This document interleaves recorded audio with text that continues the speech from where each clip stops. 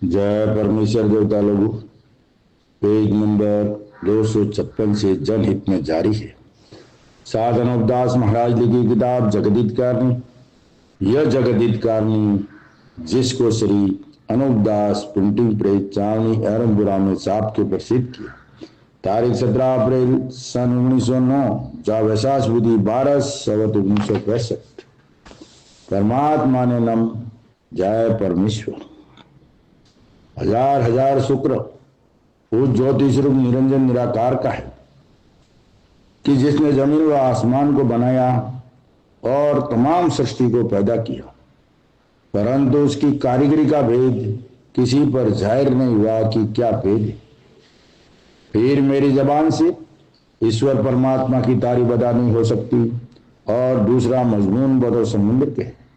सो कलम से लिखा जाता कि जो जो करतब मैंने इन सौदागर महाजदान के देखे वो अजब तरह के नजर आए, जिससे मुझ गरीब साध अनूपदास को तमाम जहान के हिंदू मुसलमान और साध संत और पंडित फकीर और मुल्कों के राजा महाराजा और सातों आठों और सब विलायतों के बादशाह और दिगर अंग्रेज वगैरह की खिदमत में हाथ जोड़कर अर्ज करना लाजिम आया। तो ये दोस्तों अनूपदास जी महाराज हाथ जोड़ करके पूरे विश्व को अपील कर रहे हैं और पूरे विश्व की राजा बादशाह साधु संत पंडित फकीर जोगी जति सबको, ऐसा नहीं कि किसी को बाकी रखा है, पूरे विश्व की। तो भाइयों एक बार इस किताब को पढ़िए। आज जो दुनिया में जो बुरा चल रहा है, जिसको लोग कलयुग कहते हैं, कोई भी बुरा होता है, कुछ भी बुरा हुआ तो उसको बोलते कलयुग है। भाई लोग अपने आप ही कलयुग पे चलने को लग गए, लेकिन कलयुग है क्या, कलयुग कैसे आता है और कलयुग कैसे चलता है और कलयुग में कैसे क्या होता है, तो उसकी पूरी जानकारी के लिए किताब जगदीत कारणी है भाई।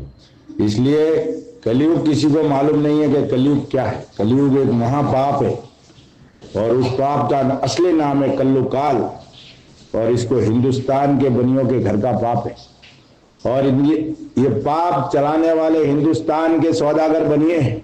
आज जो दुनिया में बुरा हो रहा है और हम कलयुग की शोभा कर रहे हैं कि भाई ये कलयुग है, उस पाप के उस्ताद है हिंदुस्तान के सौदागर बनिए बेईमान लंका के ढेड़।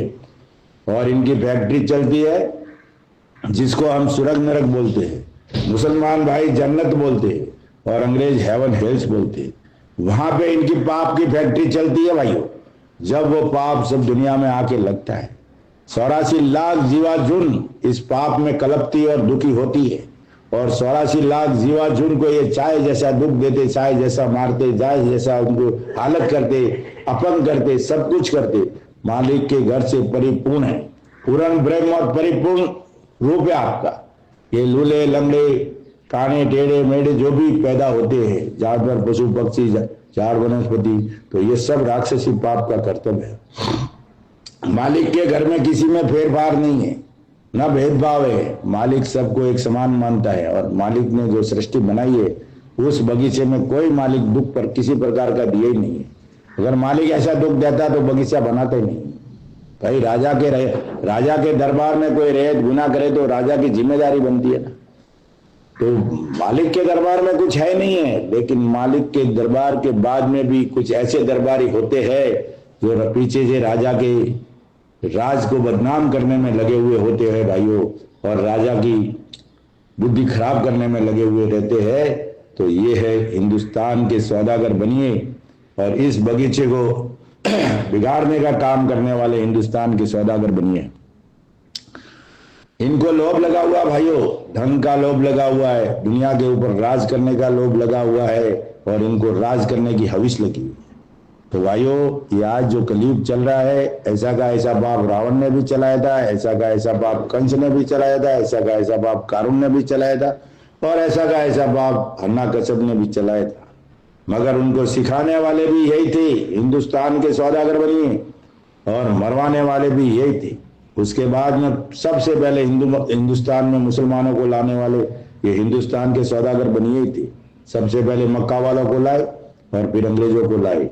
अंग्रेजों को भी लाने वाले यही थे, बदनामी देके भगाने वाले भी, प्लान बनाने वाले भी यही थे, और मक्का वालों को भी लाने वाले यही थे भाई।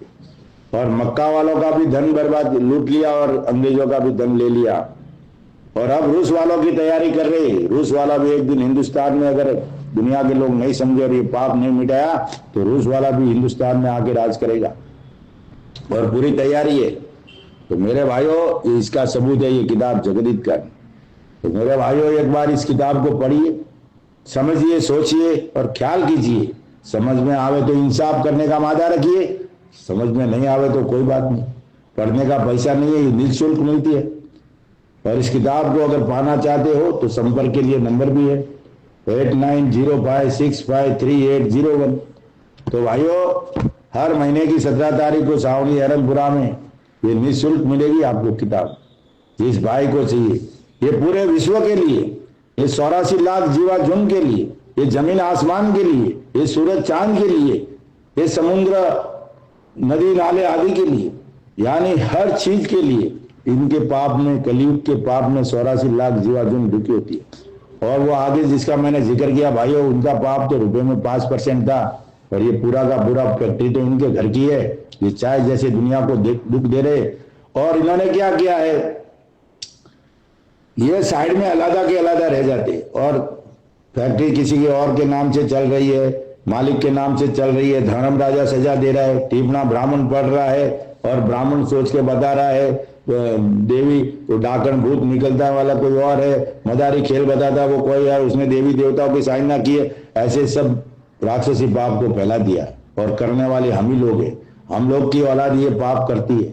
उनकी फैक्ट्री से माल आता है और वो पाप हम ही लोग चलाते हैं कि मैं ऐसा जानता हूँ, मैं ऐसा जानता हूँ, लेकिन कुछ नहीं। उनके जानने से, जैसे हमारे देवी देवते मंदिरों में बैठे वो इंसाफ करते ना, वैसे वो कुछ नहीं करते।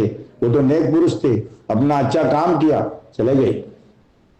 लेकिन उनकी आड़ में, उनको आगे रखते पीछे से काम करने वाले ये हिंदुस्तान के सौदागर बनिए बेईमान लंका के ढेरे, और ये राक्षसी पाप चलाते। उसका सबूत ये किताब जगदीत कार नहीं भाइयों, अनूपदास जी महाराज लिखी हुई, तारीख 17 अप्रैल सन 1909, जहाँ वैशाख बुद्धि 12/1965। तो भाइयों, इस किताब को पढ़ना हमारे लिए सौभाग्य की बात है, इसको चुनना हमारे लिए परम दुर्भाग्य। तो अब मैं पढ़ रहा हूं भाइयों, पेज नंबर 256 से जनहित में जारी है, गहराई से सुनना।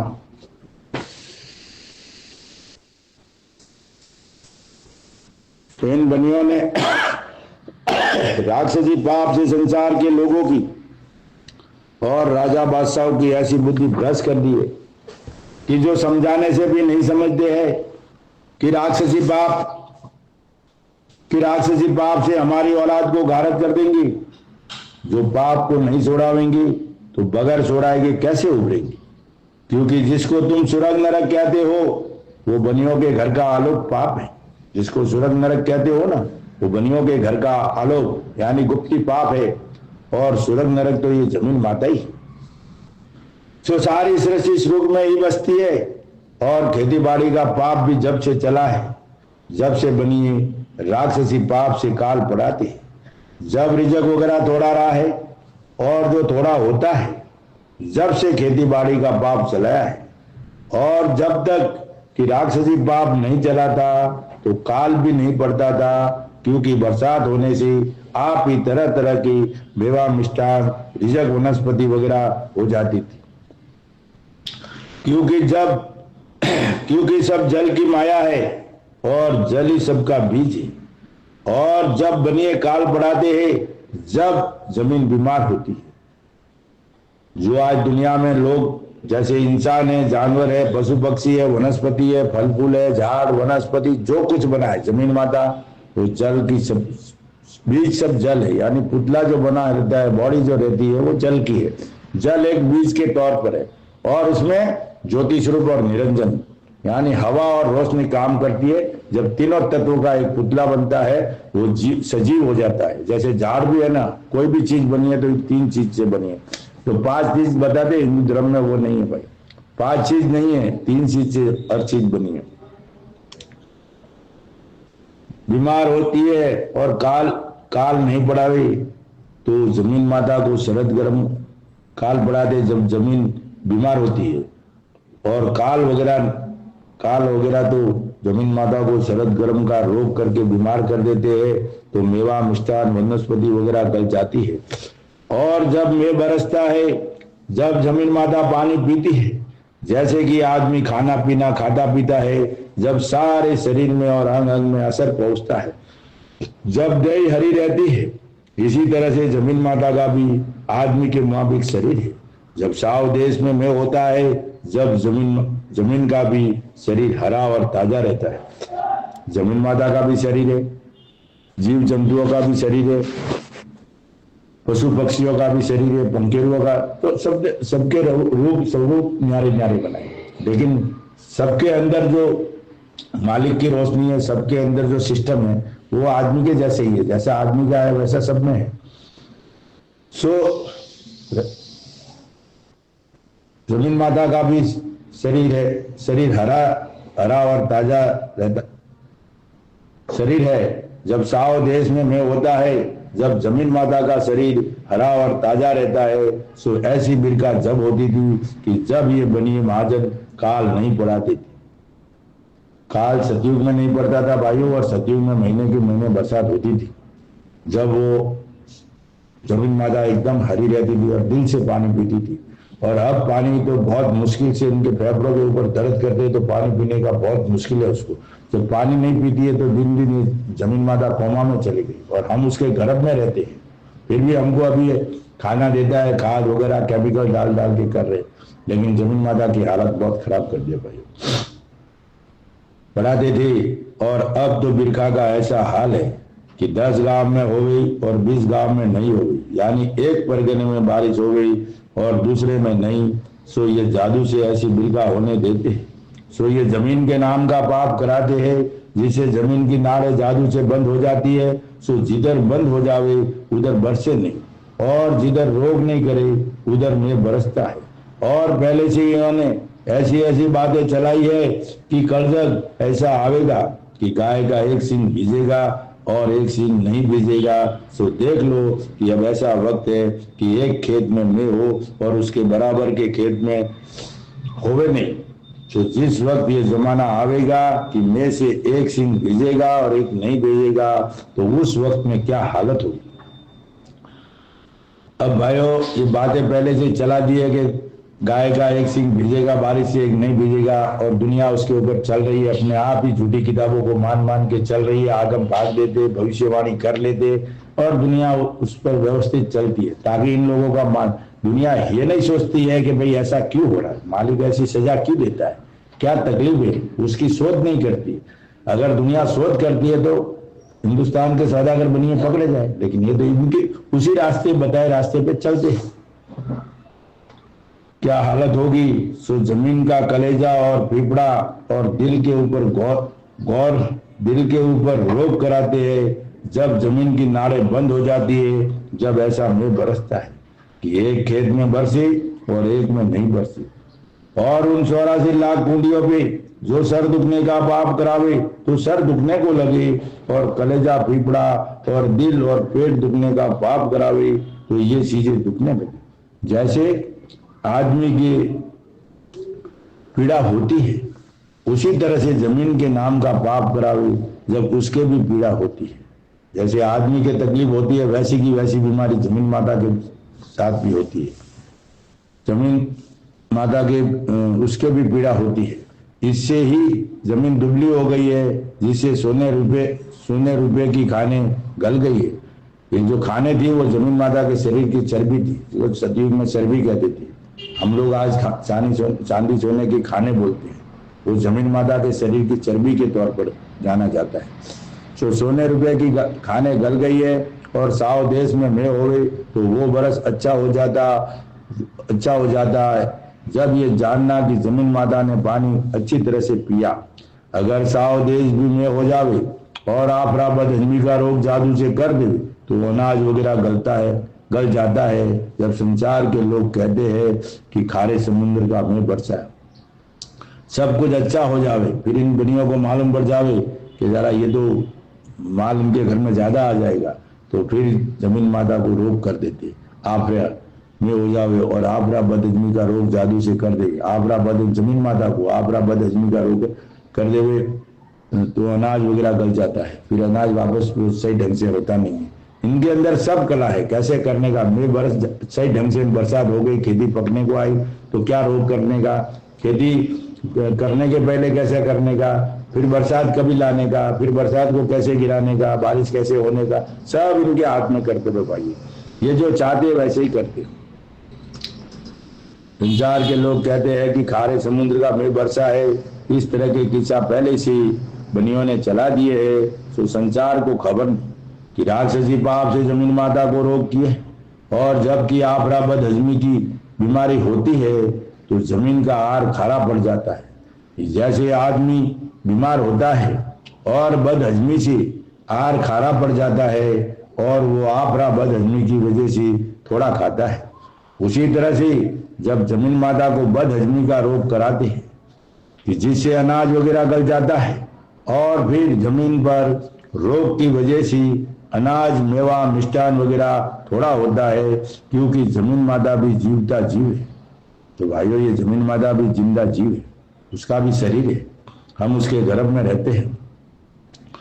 सो जबकि जमीन माता के नाम का पाप कराते हैं, जब जमीन माता बीमार हो जाती है यानी पाप के सबब से, और जो आदमियों के नाम का पाप कराते हैं तो आदमियों को बीमारी हो जाती है, और इसी तरह से सबको। और जो कि चांदी सोने की खाने संसार के लोग कहते हैं वो जमीन माता के शरीर की चर्बी है। तो जिस तरह से कि आदमी का शरीर है उसी तरह से जमीन माता का भी शरीर है। सो मैं क्या लिखूं और क्या मेरी चतुराई।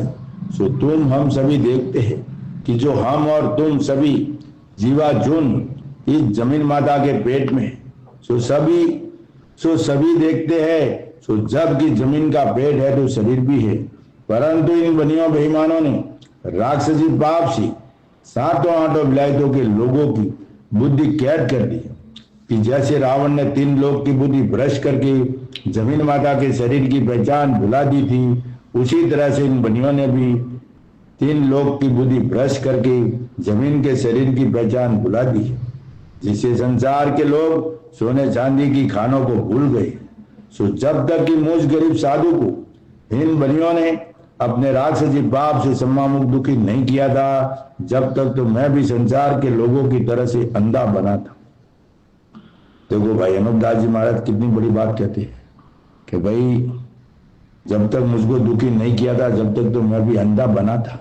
अंधा थे नहीं, अंधे बने थे, यानी खुद अपने आप को इस पाप को अच्छी तरह से पकड़ने के लिए उन्होंने जन्म ही इस पाप को पकड़ने के लिए, छोड़ाने के लिए लिया, वरना उनको जरूरत ही नहीं थी दुनिया के सामने। और उस पाप को पूरी तरह से कैसे पकड़ना है ताकि हिंदुस्तान का सौदागर बनिया कल उठ के बस नहीं जावे, नहीं तो किधर से भी बच सकता था।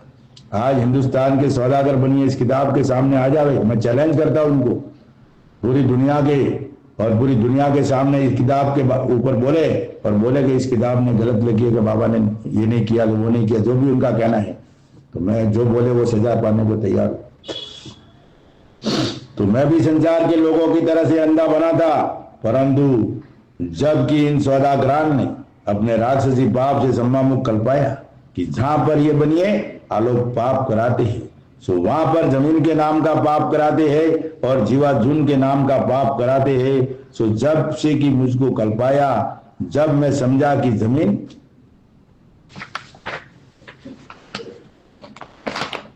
जमीन माता का भी शरीर है। अब देखो भाई अनुपदास जी कितनी खूबसूरत बात लिखी है, लेकिन लोगों को ये बात समझ में नहीं आती है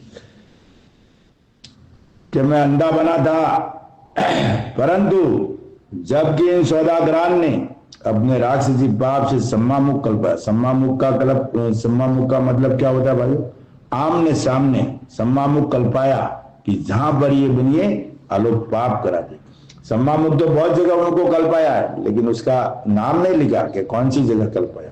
यहाँ आपको नाम लिखा है, जैसे जगत ने लिखा है कौन सी जगत क्या नहीं दिखे, ये जगत क्या नहीं, जिसको अनुपदास प्रिंटिंग प्रेस और तारीख 17 अप्रैल 1909 वैसा का वैसा यहाँ खुलासा किया कि जहां पे कल पाया सम्मामुख कल पाया, पर कहां पे कल पाया? जहां पे कल पाया कि जहां पे ये बनिया आलोक पाप करा।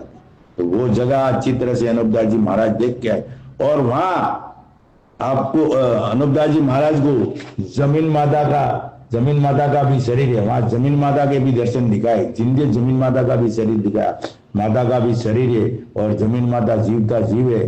तो जमीन माता के शरीर में पाड़ जो है वो तो हाड़ है और मिट्टी जो है वो गोश्त है और चांदी सोने की खाने जो है वो चर्बी है और जो कि बड़े बड़े दरियाव है वो जमीन माता की आतड़िया है और जो छोटे छोटे नदी नाले है वो जमीन माता के शरीर की नाड़े हैं और जो रत्नाकर सागर और सात सायर है वो जमीन माता के शरीर की ओजड़ी। सो जब की मेघ बरसता है, जब जमीन माता जल का आहार करती है तो जल तो आतड़ियों के रास्ते होके ओजड़ी में जाता है। जब जमीन माता जल का आहार करती है तो जब से कि ये बनिए लोग काल पड़ाने लगे हैं, जब से जमीन माता बीमारी के सबब से दुबली हो गई। अब भाइयों देखो अनूपदास जी महाराज को 84 लाख कुंडियों के ऊपर, अब वो कैसे गए, साथ में गए, लेके गए, जो भी उनका होगा क्या लेके जाने का तरीका वैसे गई।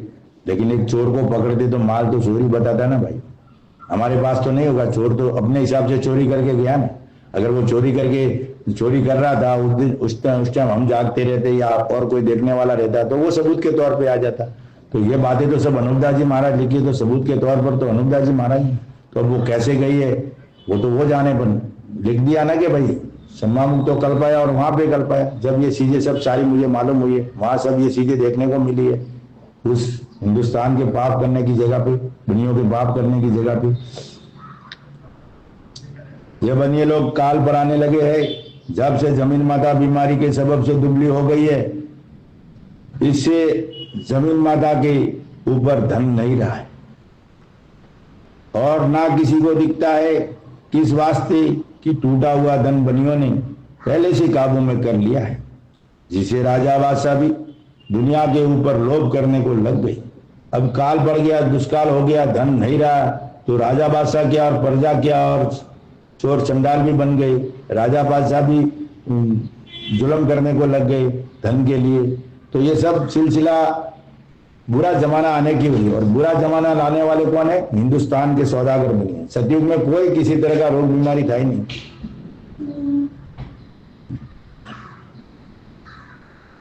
राजा बादशाह भी दुनिया के ऊपर लोभ करने को लग गए और सब संसार भूखा होने की वजह से शोर संडाल हो गई। अब जब पेट में भूख होगी तो कुछ ना कुछ तो हाथ पैर पटके गए ना भाई। ये शोर संडाल भी जब ये परिस्थितियां ऐसी आई जब बनने लगे, नहीं तो सतयुग में कोई शोर संडाल भी नहीं था। और संसार के लोग भी चोरी करने को लग गए हैं, परंतु इस बात का कोई भी ख्याल नहीं करते कि संसार में इस कदर धन था वो कहाँ गया। सो टूटे हुए धन को रावण के मुआफिक इन बनियों ने बुद्धि भ्रष्ट करके ले लिया है। सो इस बात की खबर किसी विलायत के राजा बादशाह और रईत वगैरह तक को नहीं है।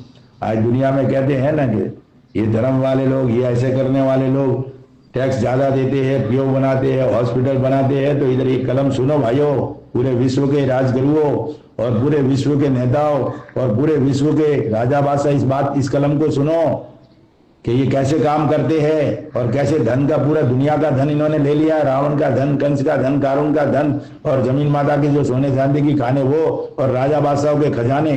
और उसमें भाइयों अगर ये हॉस्पिटल बना देवे, ये कुछ खर्चा कर देवे तो क्या फर्क पड़ता है उसमें? समुद्र में से 2 लोटा पानी निकाल देवे तो उससे कोई फर्क पड़ता है? कुछ भी फर्क नहीं पड़ता भाइयों। जो इसके लिए बोलता हूं इनकी तारीफ करने वालों को तो इस कलम को सुनना चाहिए। मुआफिक इन बनियों ने बुद्धि भ्रष्ट, टूटे हुए धन को रावण के मुआफिक इन बनियों ने बुद्धि भ्रष्ट के ले लिया है। सो इस बात की खबर किसी विलायत के राजा बादशाह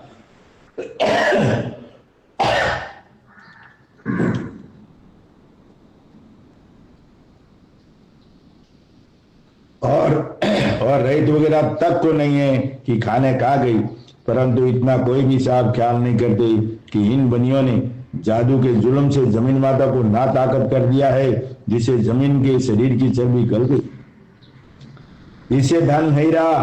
सो अब हम दुनिया का कारोबार कहां से करेंगे, क्योंकि जमीन के शरीर की पहचान संसार के लोगों को इन बनियों ने भुला दी है। सो जमीन माता को जादू के जोर से निहायती दर्जे का दुख देते हैं।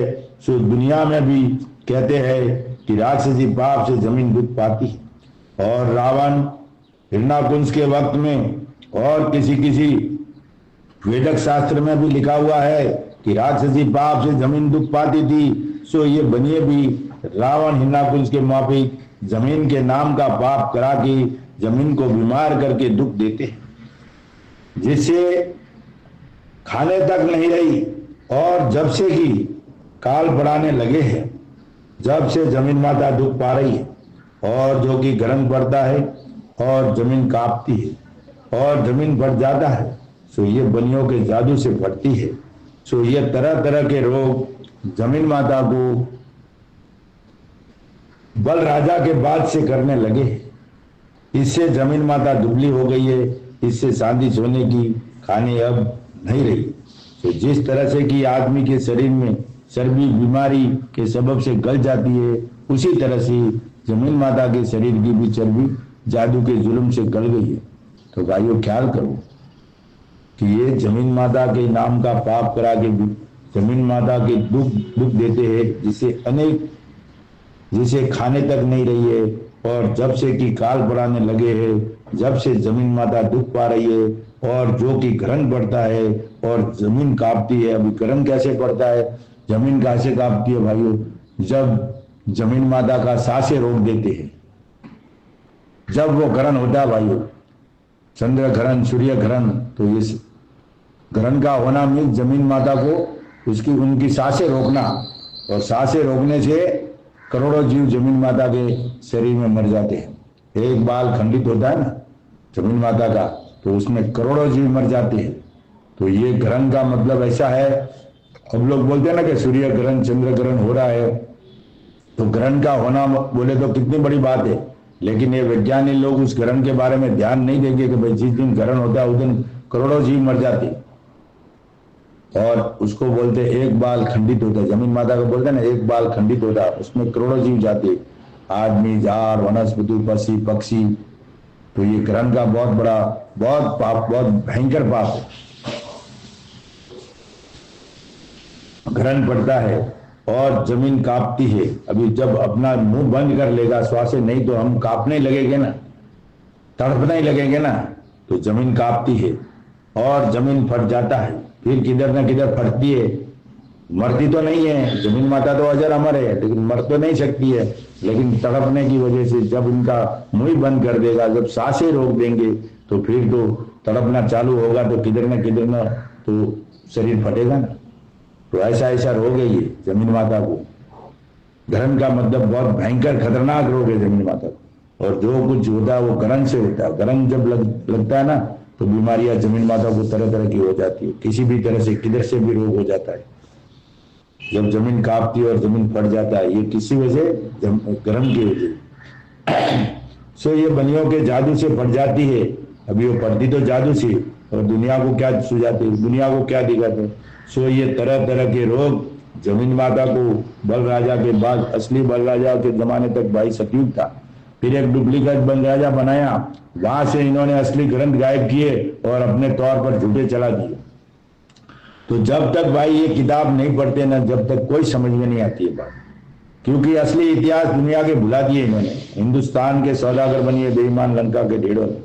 तो भाइयों इस किताब को आप गौर से नहीं पढ़ेंगे, गहराई से नहीं पढ़ेंगे, ये बात तब तक आपको समझ में नहीं आएगी, क्योंकि आपके दिमाग में, आपके अंदर जो मालिक की रोशनी है, उधर जाल के पर्दे डाल दिए हिंदुस्तान के सौदागर में। ये किताब आप पढ़ते हो तो जाल के पर्दे हटते हो, तो आपकी बुद्धि दुरुस्त होती है। तो दुरुस्त होने के बाद में मालूम पड़ता है कि मालिक का बगीचे में मैं रह रहा हूं, उसमें क्या, उसकी क्या व्यवस्था है। नहीं तो हम ऐसे ही चलते रहेंगे कि ये कलयुग है और कलयुग में ऐसा होता रहेगा, कलयुग में ऐसे ही चलेगा। तो कलयुग कोई ये नहीं है, मालिक का बनाया हुआ युग नहीं है। कलयुग सिर्फ हिंदुस्तान के बनियों के पाप का नाम है, और जब तक इस पाप का खात्मा नहीं होगा, दुनिया में अमन चैन काम नहीं होगा। तो भाइयों, हिंदू मुसलमान अंग्रेज भाइयों, जब तक इस कलयुग का खात्मा नहीं करोगे, दुनिया में अमन चैन कायम नहीं होगा। और दिन और दुनिया का भला करना चाहते हो तो इस कलयुग का खात्मा कराओ, और उसका खात्मा कराने के लिए किताब जगत हितकार ने बनाई है। बाकी कोई दुनिया के पास रास्ता नहीं है भाइयों। तो गहराई से सोचो, समझो और ख्याल करो। करने लगे, जमीन माता दुबली हो गई है, इसे चांदी सोने की खाने अब नहीं रही है। तो जिस तरह से कि आदमी के शरीर में चर्बी बीमारी के सबब से गल जाती है, उसी तरह से जमीन माता के शरीर की भी चर्बी गल गई है। चर्बी जादू के जुल्म से गल गई है। तो अब इस चर्बी को वापस लाने के लिए अपने को ये कलयुग पाप छुड़ाना पड़ेगा भाइयों। और जब तक ये पाप नहीं छूटेगा, दुनिया में कोई कुछ नहीं हो सकेगा। इस दुनिया का कोई इलाज नहीं है, ला इलाज बीमारी है, बहुत भयंकर खतरनाक बीमारी है भाई। तो इसलिए इस किताब को एक बार जरूर पढ़िए, सोचिए, समझिए और फिर ख्याल कीजिए, और फिर इंसाफ करने की क्षमता रखिए। ये सब सदियों से नंदा जी महाराज अपील कर रहे। तो भाइयों, कल से चालू होगा पेज नंबर 259, जनहित में जारी रहेगी। और आज का दिन आपका शुभ रहे। जय परमेश्वर।